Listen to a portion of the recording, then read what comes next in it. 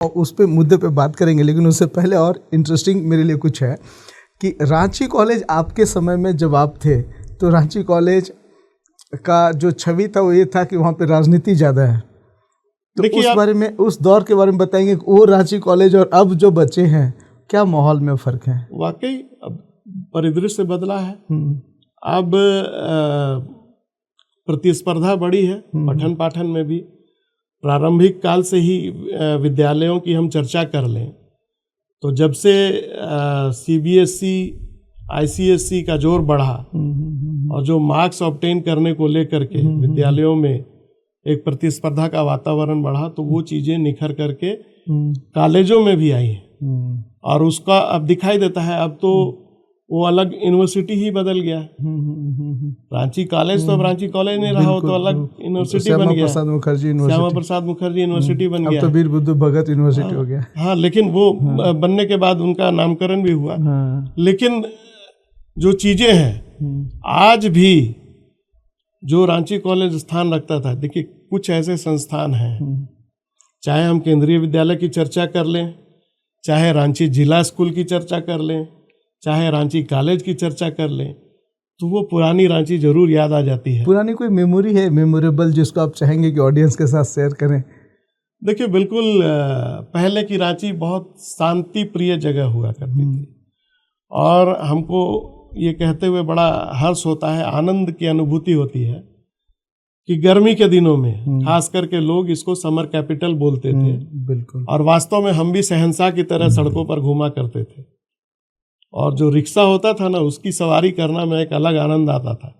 आज तो जो गाड़ियों का रेला है सड़कों पर और जो ट्रैफिक के हालात बन पड़े हैं, आज ये अलग बात है कि हमारी सरकार की प्रतिबद्धता के बाद जिस प्रकार से लगातार फ्लाईओवर्स का निर्माण हो रहा है तो कहीं ना कहीं सड़कों पर जो दबाव है वो कम होता दिखाई दे रहा है और स्मूथ रनिंग की ओर हम बढ़ चले हैं। ऐसा विश्वास हमें है कि आने वाले कुछ वर्षों में रांची की शक्ल जो है वो जरूर बदल जाएगी और हम जरूर जिस प्रकार से हमारे पूर्वज जो हमारे पिताजी हुए, हमारे दादाजी हुए, रांची के जगह रिंची की चर्चा करते नहीं थकते थे, तो हम भी अपने आने वाली पीढ़ियों को ये बताएंगे कि हम इन्हीं रांची की सड़कों पर किस प्रकार से ठाठ से बैठ करके घूमा करते थे।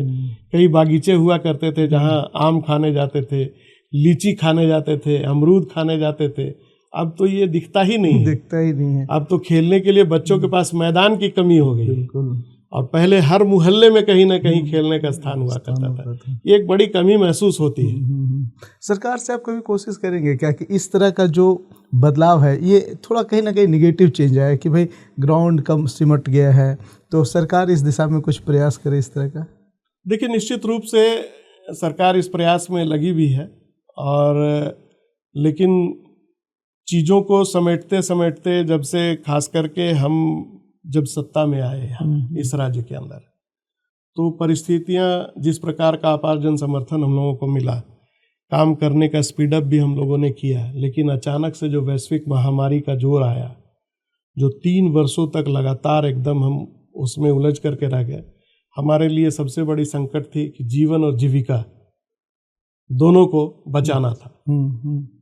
तो इतने कुशल प्रबंधन के साथ माननीय मुख्यमंत्री हेमंत सोरेन जी के नेतृत्व में महागठबंधन की सरकार ने जो व्यवस्थाएं खड़ी की उसको देश और दुनिया के लोगों ने सराहा।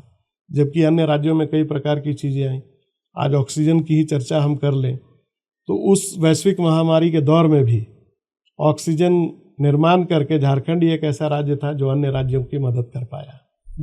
और हमने अपने यहाँ के मजदूरों को, जिनको भगवान भरोसे लोगों ने छोड़ने का काम कर दिया, हवाई जहाज के जरिए जो हवाई चप्पल पहनने वाले लोग थे उनको अपने घरों तक पहुंचाया और सरकार की योजनाएं इस प्रकार से लाया गया धरातल पर तो उनको अपने यहाँ काम दिलाया जा सके। ऐसे कई योजनाएं बनी। उसके बाद सखी मंडल के द्वारा आपने देखा कि किस प्रकार से दीदी किचन के जरिए लोगों को भोजन भी परोसने का काम हुआ। थानों का एक शक्ल जो था उस समय बदला, जहां लोग जाने से डरते थे वहां खाने को जाने लगे, हर थाने में किचन चल रहा था। तो ये चीजें हैं, काम अगर आप करना चाहिएगा तो निश्चित रूप से वो आपको दिखाई देगा आपके कर्म में। मैंने वही कहा ना कि प्रकृति और प्रवृत्ति अपने दर्शन करा देती है। जी। तो वही स्थिति मेरे साथ भी है कि जो मेरी आस्था, मैं शुरू से धार्मिक प्रवृत्ति का व्यक्ति रहा हूँ और धर्म में मेरी पूरी आस्था है, और उस आस्था का प्रकटीकरण नहीं हो पाता था क्योंकि उन चीज़ों के साथ मेरा जुड़ाव नहीं था।